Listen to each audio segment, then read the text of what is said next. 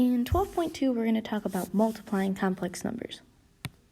The key concept in working with this is knowing that I squared is equal to negative 1. So if I multiply I by itself, that's going to turn into the real number negative 1. So I'm going to use that to find each product. In this first problem, we have 3i times the quantity negative 5 plus 2i. So just like a regular algebra equation, I'm going to start by distributing this. So I'm going to get negative 15i plus 2 times 3 is 6. And then I have I squared. Now what's going to happen, since I have I squared, that's going to turn into negative 1. So I have negative 15i plus 6 times negative 1. That's going to change to negative 6 to write it in the proper a plus bi format. My final answer is going to be negative 6 minus 15i. In the second equation, I have negative 6 plus I times negative 6 minus I. Here, I'm going to have to FOIL to solve. So I'm going to do negative 6 times negative 6, which is going to give me 36. Negative 6 times negative I, I'll have 6i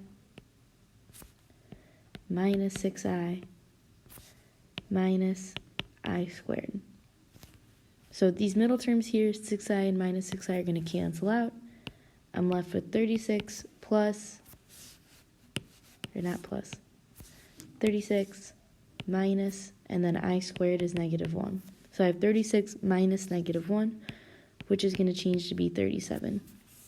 So in this second problem, what we actually have here is called a complex conjugate. So whenever you have a problem that looks like this, you're going to get a real number.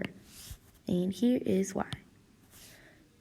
So a complex conjugate is any kind of number pair that's in this format. A plus bi times the quantity a minus bi. Whenever I have a problem that looks like this, I get a real number because the product of complex conjugates is a real number. Why does that work out the way that it does? Let's see in the general form.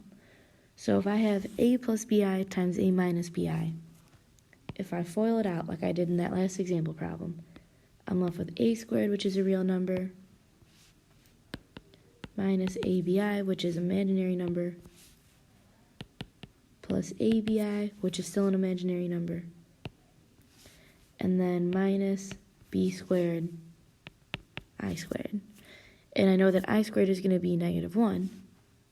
These middle terms are going to cancel. I'm left with a squared minus b squared times negative 1, which is just going to simplify to be a squared plus b squared. In the general form here, I can see that my product is going to be sum of real numbers.